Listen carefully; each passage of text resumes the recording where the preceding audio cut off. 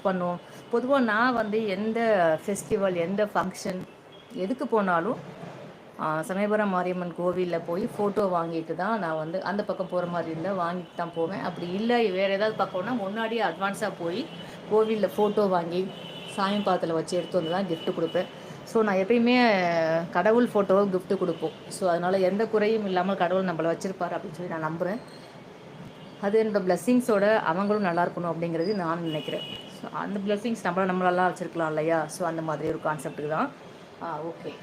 So உங்களுக்கு இது தேவைப்படும் அப்படின்னா இதை அப்படியே அழகாக ஸ்க்ரீன்ஷாட் பண்ணிக்கோங்க, வாட்ஸ்அப்பில் அனுப்புங்க.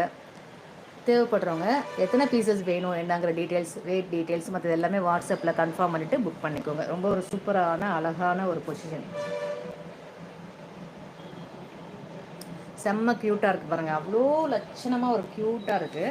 ஸோ தேவைப்படுறவங்க புக் பண்ணிக்கலாம், சரிங்களா? ஸோ அதுக்கப்புறம் இன்னொரு